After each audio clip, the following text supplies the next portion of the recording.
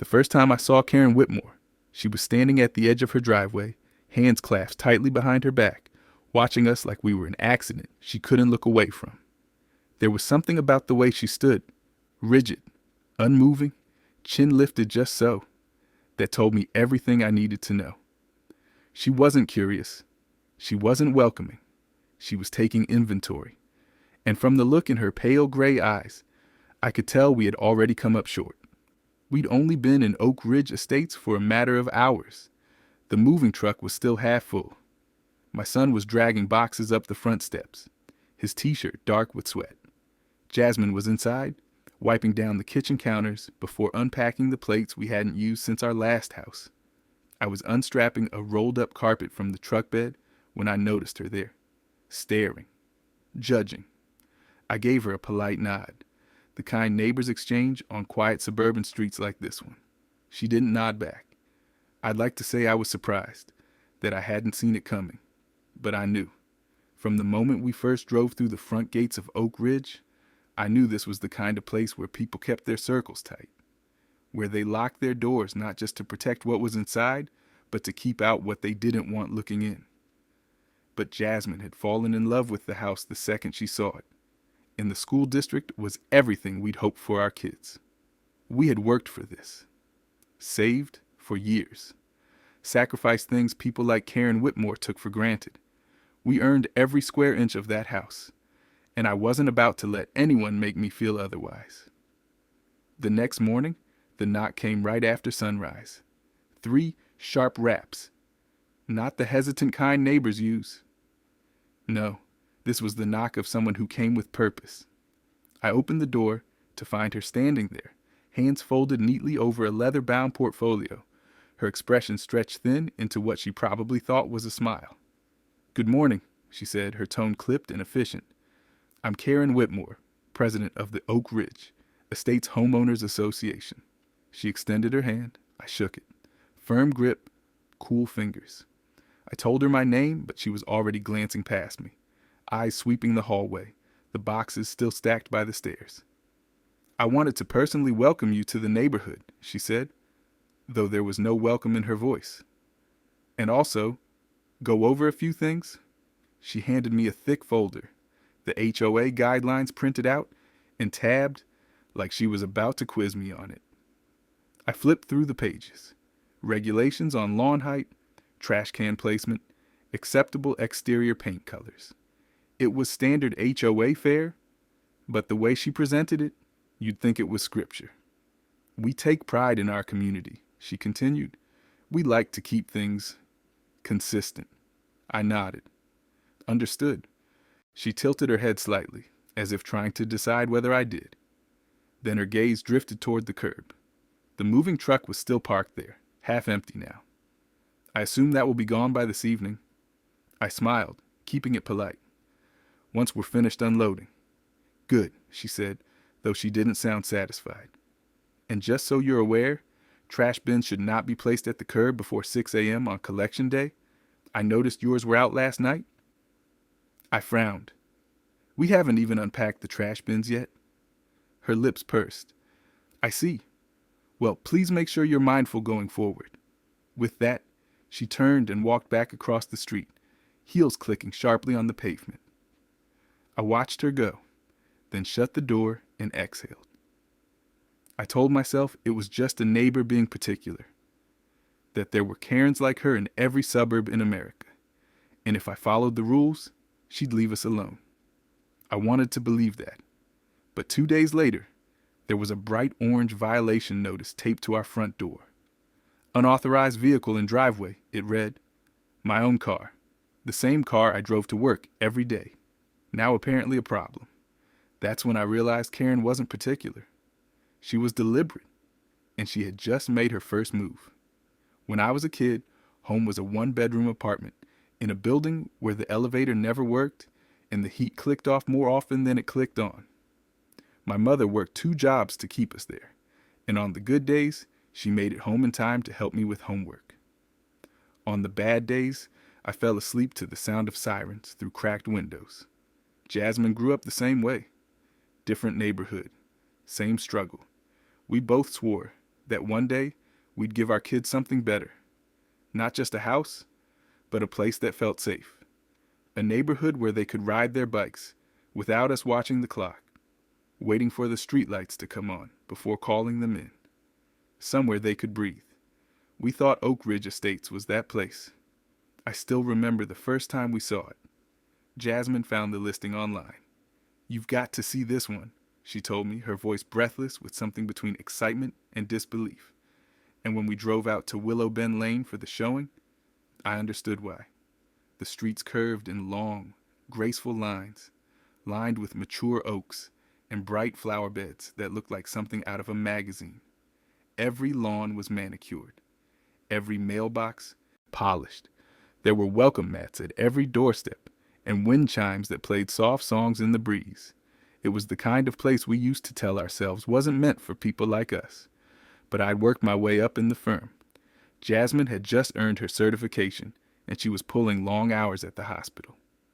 After a decade of saving every bonus and tax refund, we were finally in a position to buy the kind of home we used to drive past with quiet envy. It was a white, 2-story colonial with black shutters and a front porch that wrapped all the way around the side. There was a tree in the front yard that had to be older than the house itself, and Jasmine's eyes lit up when she saw the swing hanging from its lowest branch. "For the kids," she whispered, squeezing my hand. I could already picture them there. Jordan daring his little sister Ava to go higher, Jasmine calling them in for dinner from the front door. We made an offer that afternoon. When the seller accepted, we celebrated with cheap champagne and takeout Chinese on the living room floor of our rental apartment. Jasmine cried. I did too, but I told her it was because of the egg rolls. The day we moved in was supposed to be one of the happiest of our lives. It was hot, and we were all exhausted, but we were finally home. Jordan ran through the backyard, yelling that it was as big as a football field. Ava lay down on the hardwood floor in the living room, spreading her arms and legs out like she was making a snow angel. Jasmine walked from room to room, her fingers trailing along the window frames, humming to herself like she already knew where the family photos would go. I stood out on the porch for a moment, breathing it in. It smelled like fresh paint and promise. I told myself we'd made it. We finally belonged somewhere we didn't have to explain ourselves. But I was wrong. The first thing that felt off was the silence. I didn't expect balloons and casseroles. I wasn't looking for a welcome wagon. But when we moved in, nobody came by. Not a smile, not a nod. Just closed doors and curtains that shifted when we walked past. I'd always believed that a neighborhood showed its true nature by how it welcomed the new family. Oak Ridge Estates had already answered that question. Then there was Karen. I didn't know her name at first. Just that she was always there, on her front lawn, hands behind her back, watching. It was Jasmine who told me her name after a few days. Karen Whitmore, HOA president, ran the neighborhood like a tight ship, according to the realtor. She was known for keeping things in order, Jasmine said, her voice flat. I thought maybe we were imagining it. Maybe this was just how things worked in a neighborhood like this. But Jasmine knew better. She noticed the way Karen's gaze lingered a few seconds too long on Jordan when he rode his bike past her house. She caught the looks Ava got at the playground, where other parents pulled their children a little closer without even realizing they'd done it. We wanted to believe we were wrong, that if we kept our heads down, paid our dues, and kept our lawn trimmed, they'd warm up. But Karen Whitmore had other plans, and we were already at the top of her list. It started small. Little things. Easy to ignore at first. A notice taped to our front door about our trash bins. Bins may not be placed at the curb before 6 a.m. on collection day, it read in bright red ink, as if we committed some kind of felony. The paper was crisp and new, not even curled at the edges, which told me Karen had probably placed it there just minutes before I found it. We hadn't even unpacked the bins yet. They were still sitting in the garage, waiting for me to figure out where the city even picked up from. At first, I laughed it off. Figured it was a mistake. Maybe Karen had meant it for someone else and got the house numbers mixed up. But then it kept happening. The next week, we got another notice. This time, for lawn height exceeding HOA regulations. I stood in the front yard that morning, coffee in hand, staring at the patch of grass I just mowed 2 days earlier. It was short enough that I could see the brown in the blades from where the mower had nicked them too close. Still, there it was. A bright orange violation stuck to our mailbox like a scarlet letter. When I brought it inside, Jasmine didn't say anything at first. She just stared at it, then turned back to slicing apples for Ava's lunchbox like she hadn't seen it. But I caught the way her hands moved a little sharper, the way her jaw clenched a little tighter. I started noticing things after that. Small patterns. Karen's patrols around the neighborhood at precisely 7 a.m., clipboard in hand, phone at the ready. She stopped in front of our house longer than anyone else's. Sometimes she walked by twice, even 3 times a day, pretending to check the flowers in her front yard as she squinted at ours. What got me was that the same rules didn't seem to apply across the street.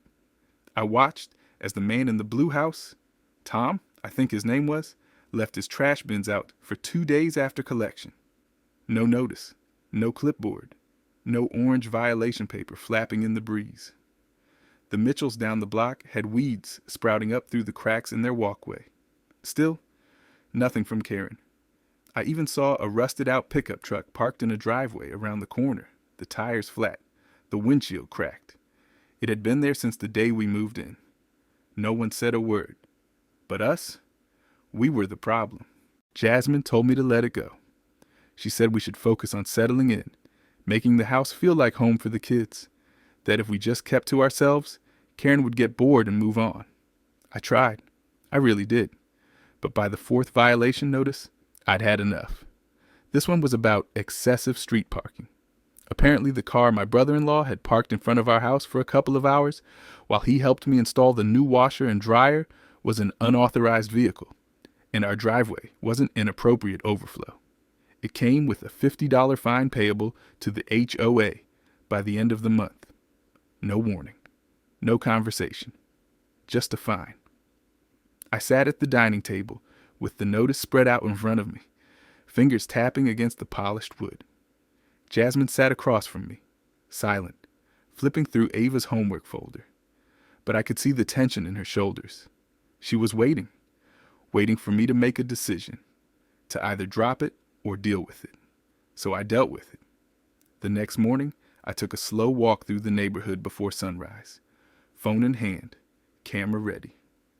I walked every block of Oak Ridge Estates, snapping photos.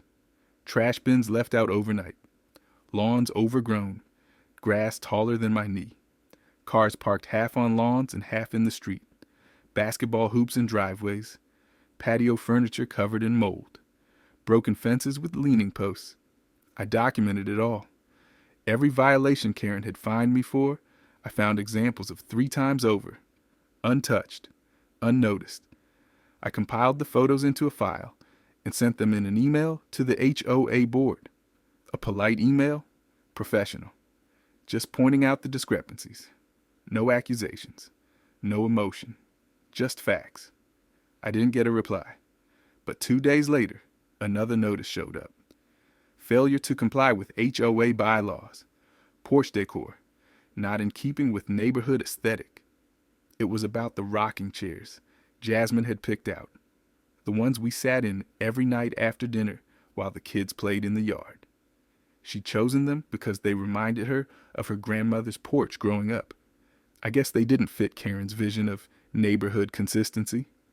That night, I sat in one of those chairs, long after Jasmine and the kids had gone inside. Karen walked past, as she always did. Clipboard clutched against her chest like a life preserver. She didn't say anything. Neither did I. But I knew she could feel it. I wasn't going anywhere. And this wasn't over. The folder I handed Jasmine that night was thick. Thicker than I expected it to be. Every photo, every time-stamped violation, printed out and organized. I had spent hours sorting them by date and type. Overgrown lawns, improper trash bin placement, illegal street parking, unapproved exterior paint colors, and fences that hadn't seen a fresh coat in years. Karen's perfect neighborhood was more cracked than the sidewalks I'd photographed at sunrise.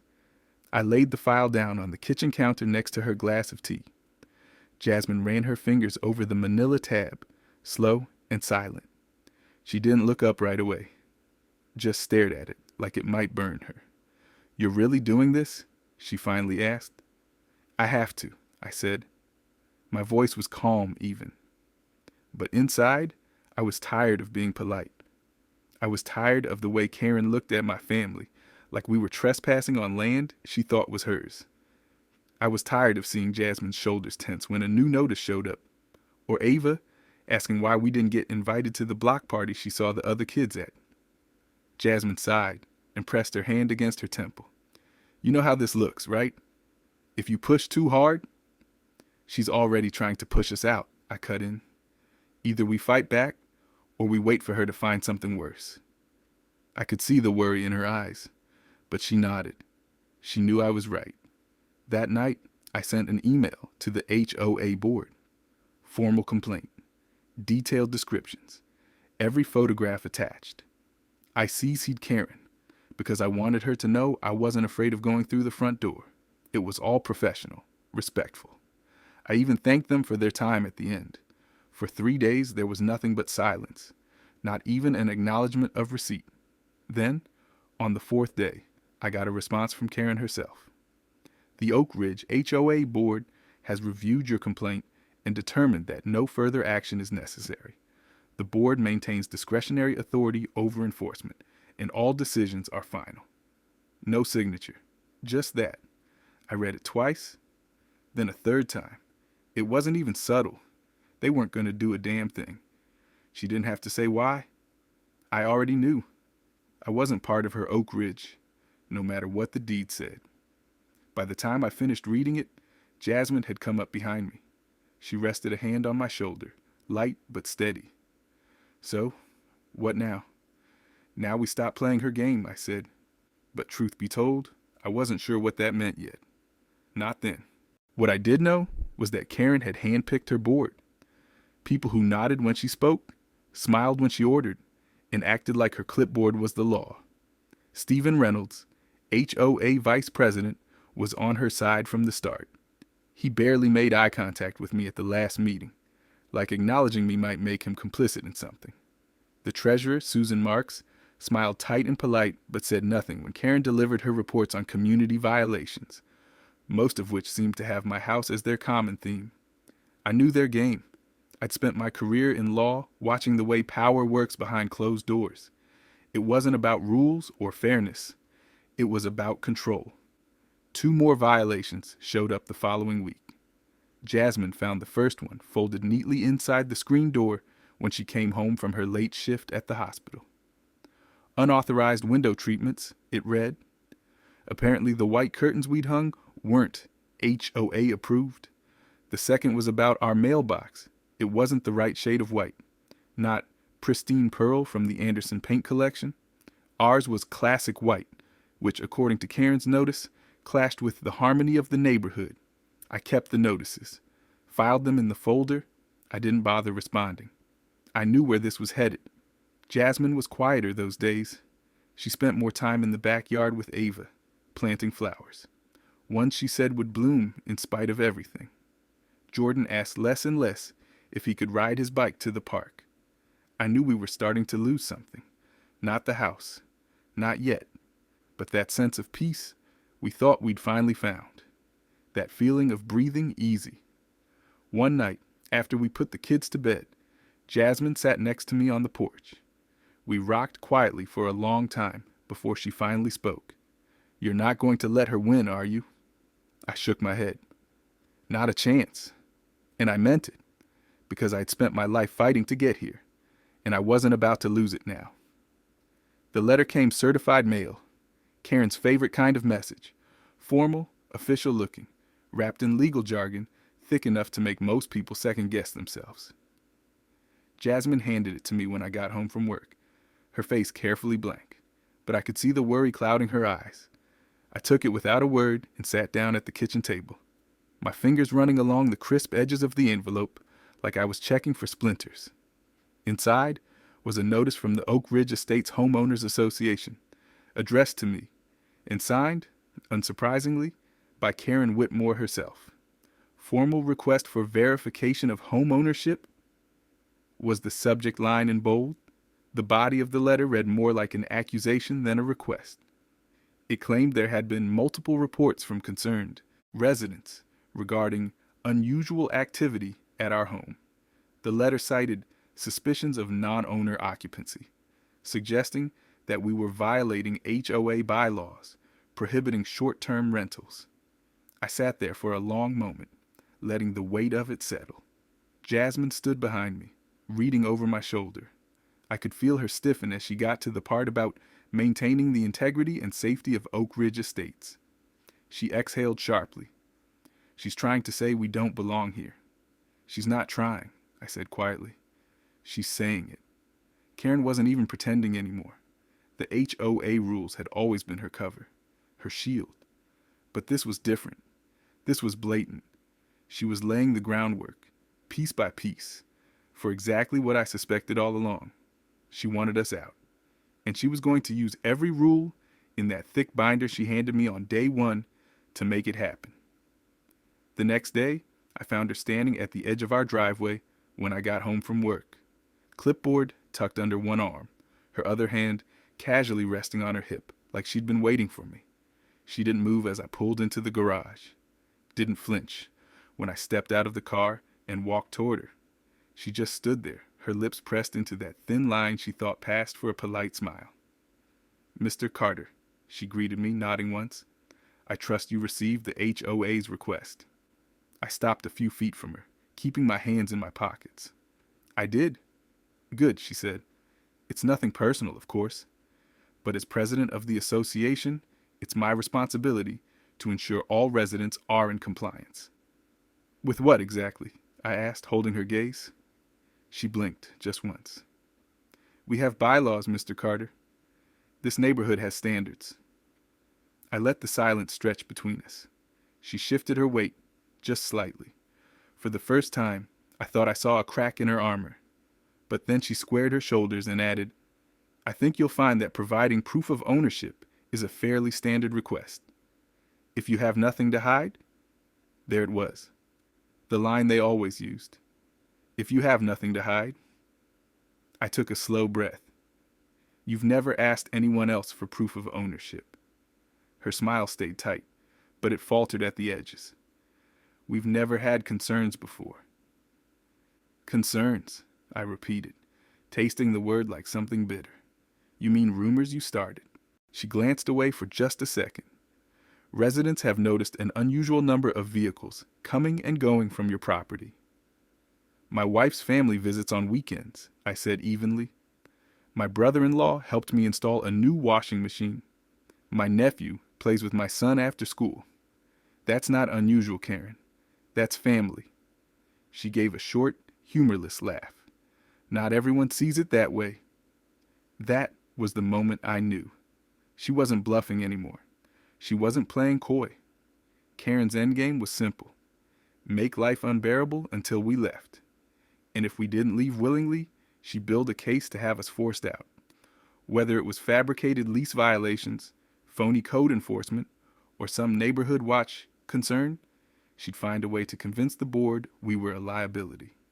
I looked back toward my house. Jasmine stood in the doorway, arms crossed, watching us. Not out of fear, out of defiance. She was waiting for me to make the call, to decide whether we would fight this or walk away. I turned back to Karen. "You'll have the proof of ownership by the end of the day," I said. "But I'll be filing my own paperwork too." Her smile twitched. "I'm sure I don't know what you mean." "I think you do." I walked past her without another word. I could feel her watching me the whole way, and in that moment, I knew exactly how this was going to end. But not the way she thought. Not this time. The community center was packed. Every folding chair in the HOA meeting room was filled, and more people stood along the walls, murmuring quietly, exchanging glances. The tension in the air was thick, humming like a live wire. I sat near the back, quiet, patient, waiting for my turn to speak. I wanted Karen to think she was still in control. I wanted her to feel comfortable, smug even, just for a little while longer. Karen Whitmore sat at the front of the room, presiding over the meeting like a queen holding court. She wore a deep blue blazer, her signature clipboard resting neatly in front of her, her fingers tapping idly against it as she listened to a neighbor complain about a proposed fence height restriction. She nodded occasionally, pretending to care, but I knew she was watching me. She could feel it. Something was different tonight. When the last agenda item wrapped up, Karen cleared her throat and straightened in her seat. "Now, before we conclude," she said, her voice carrying through the room with that familiar, practiced authority, "there is one last matter we need to address, a rather urgent one." All eyes turned toward me. I didn't move. "As you all know," Karen continued, her lips curling slightly, "it is our duty as a homeowners association to uphold the integrity of our community. And unfortunately, we have had some concerns." She tilted her head toward me in mock sympathy. "Mr. Carter, as you're aware, we've requested proof of your home ownership due to unresolved suspicions about improper residency. Have you prepared the necessary documentation?" The room was silent. Neighbors stared, waiting. Some curious, some uneasy. They had seen what Karen was doing, even if they hadn't spoken up. Now they wanted to see how I'd respond. I stood up slowly, adjusting my sleeves, then walked to the front of the room. Karen's smile stayed in place, but I saw the flicker of unease in her eyes. She thought I was just going to hand over a piece of paper and sit back down. She thought she was still running this. I pulled out my folder, placing it on the table in front of me. "I brought more than just my deed," I said, flipping open the first page. "I brought a full report." Karen's fingers twitched against the clipboard. She opened her mouth, but I kept talking. "This report," I said, tapping the pages, "includes over 30 documented cases of selective enforcement by the HOA. Violations issued only to my property, while similar, if not worse, infractions were ignored for other residents." A few heads turned. Someone in the back murmured, "Wait, what?" "I also have records of repeated harassment," I continued, my voice calm, controlled. "Fines for fabricated violations, unfounded accusations, requests for documentation no other homeowner was required to provide. Even an attempt to claim my presence in this community was somehow suspicious." Karen shifted in her seat. Her smile was gone now. The clipboard in her lap was gripped tighter than before. "And that's not all," I added, flipping to the next set of documents. "I have email records showing that multiple complaints I filed, real violations, by multiple homeowners, were dismissed without action." I turned to face the board. "Would you care to explain why that is?" The silence that followed stretched long enough to make even the most oblivious neighbors realize something was wrong. Stephen Reynolds, the HOA vice president, cleared his throat and glanced at Karen. "Well," he started hesitantly, "I'm sure there's a reasonable—" I cut him off. "There is," I said smoothly. And I found it. I reached for the final document, the one that mattered most. "This," I said, unfolding it carefully, "is a mortgage deed." I turned my gaze back to Karen, watching as her expression flickered from confusion to something sharper.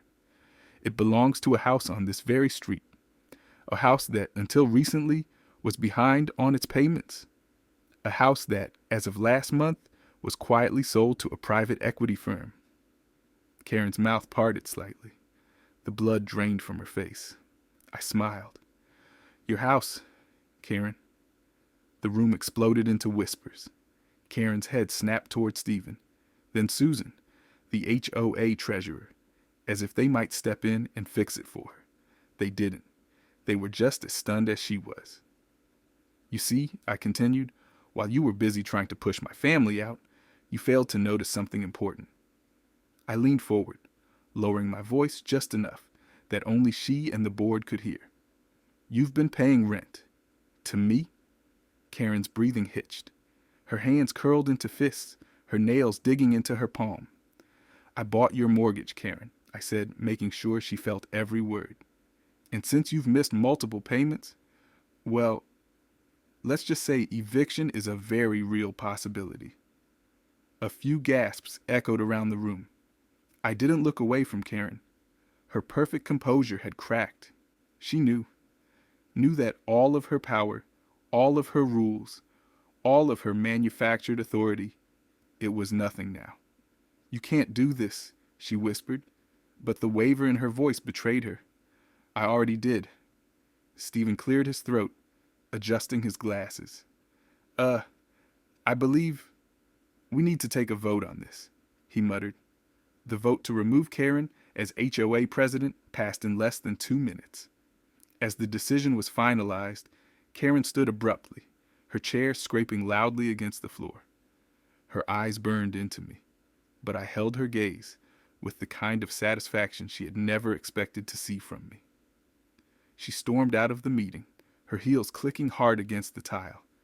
But she wasn't just walking away from a title. She was walking away from everything she thought she owned, and I was the one who took it from her. The neighborhood was different after that night. You could feel it in the air, like the crackle after a storm, when everything's been stripped bare, and you can finally see what was always there underneath. People weren't whispering anymore. They didn't have to. Karen Whitmore, once the self-proclaimed queen of Oak Ridge Estates, was no longer sitting at the top of anything. Her reign ended with a simple vote, but it wasn't the vote that changed things. It was the moment she realized that power wasn't something she could hold on to with a clipboard and a forced smile. Not when the mask slipped and everyone saw who she really was. Word spread fast. You'd be surprised how quickly people distanced themselves from someone they once applauded. By the next morning, the neighbors who used to hang on her every word had disappeared. The women who gossiped with her during their power walks avoided her eye at the mailbox. The men who nodded in approval at HOA meetings crossed the street when she came outside. Jasmine and I sat on our front porch that afternoon, watching it unfold like a slow, silent film. She rocked in her chair, one hand around her coffee cup, the other resting on Ava's shoulder as she read aloud from a book. I listened to her voice carry gently into the air, but my eyes never left the house across the street. Karen's blinds were open for the first time since the meeting. Her husband, Richard, stood stiffly on the front lawn, smoking a cigarette he probably hadn't touched in years, his expression blank. Karen herself paced behind the window, phone to her ear, talking fast, hands moving like she was trying to hold on to something that was already slipping through her fingers. They were already late on their next mortgage payment. The equity firm I worked with, my firm, had sent her the notice 3 days before. She knew what was coming. And as much as it wasn't personal for me at first, by then, it was. She came to my door a week later, not in her usual blazer and polished heels. She wore jeans and a loose sweater, her hair pulled back in a simple ponytail. No makeup, no clipboard. For the first time, Karen looked like just another neighbor, not the ruler of anything. I opened the door and didn't say a word. She cleared her throat, but her voice cracked anyway. "Mr. Carter, Michael, may I come in?" I stepped outside and closed the door behind me. She flinched at that, like it was the first real blow of the afternoon. "We need to talk," she said softly. "Please." I waited. She took a breath, her hands clasping together so tightly, I thought she might break her own fingers. "I know we've had our differences," she began, and I almost laughed. "But I want to make this right. My husband and I were willing to negotiate a buyback on the house." Her voice trembled as she said it, like the words physically hurt her. She was trying to keep her pride intact, but I could see the desperation just under the surface. "You had your chance," I said. My voice was calm, but there was no warmth in it. "When you thought you had all the power, you made sure I knew exactly where you thought I stood. And now? Now you want me to help you?" Karen's throat worked around a hard swallow. "Michael, please," she whispered. "This is our home. We've lived here for 30 years. I don't have anywhere else to go." I let the silence stretch. Let her stand there and sit with the weight of all the things she'd done, all the families she'd fined and harassed over the years, all the times she'd reduced people to violations and infractions because they didn't fit into her narrow little world. You should have thought of that, I said, before you tried to take mine from me. She nodded slowly, like she'd expected it, but she still wasn't ready to hear it. Her eyes glistened for a second, but she blinked it back, pulling herself upright, as if to remind me who she used to be. You'll regret this, she said, but it was hollow, a desperate reach for something that wasn't there anymore. No, I said, I won't. She left without another word. 2 weeks later, the moving van showed up. Same company that had brought us to Oak Ridge. Funny how things come full circle. Richard stood on the lawn, supervising the loading of boxes, his face carved from stone. Karen stayed inside until the last possible moment, and when she did come out, there was no goodbye. No look back. She got into the car, stared straight ahead, and didn't flinch, when the neighbors who once followed her orders stood on their porches and watched her go. Oak Ridge Estates was quieter after that. Not silent the way it was when we first arrived. Different. Genuine. A few neighbors stopped by in the following days. Some with awkward apologies. Some with baked goods and nervous smiles. I accepted both, but I never forgot. And neither did they. There's a quiet that settles over a place after a storm. Not the silence of fear or tension, but something softer. A space where people can breathe again. That's how Oak Ridge Estates felt in the weeks after Karen Whitmore left.